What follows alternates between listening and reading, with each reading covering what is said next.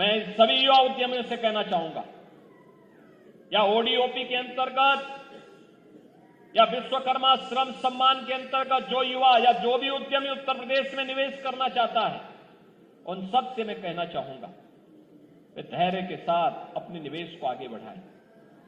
सरकार का single window system उनकी मदद करेगा, निवेश सारथी उनकी मदद करेगा।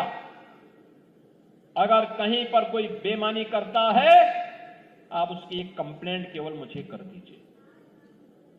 भ्रष्टाचार जो घुन की तरह व्यवस्था को खोखला कर रहा है, इस पर बड़े प्रहार की तैयारी के साथ सरकार कार्य करने जा रही है।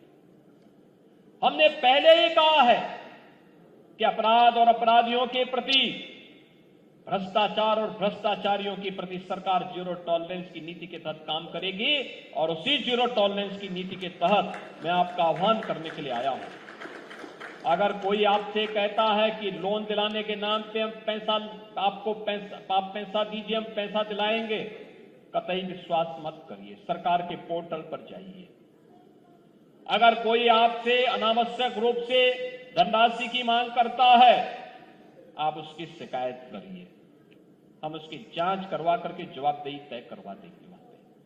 और याद रखना, जो गलत तरीके से आपसे पैसे की डिमांड करेगा, याद रखना, मुझे लगता है कि वह व्यक्ति अंतिम उस परिवार की सर्विस होगी, उसके बाद फिर कभी कोई सरकारी सेवा में आने वाला नहीं है। फिर उसके बाद कभी उसको अवसर नहीं मिलने वाला।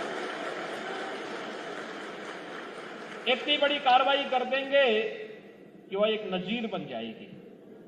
और बहनों और भाइयों, एक घुन को समाप्त करने की आवश्यकता है, सख्ती के साथ इससे लड़ने की आवश्यकता है। और ये तभी हो सकता है जब समाज सरकार के साथ खड़े होकर के इससे लड़ने के जज्बे के साथ तैयार हो सके।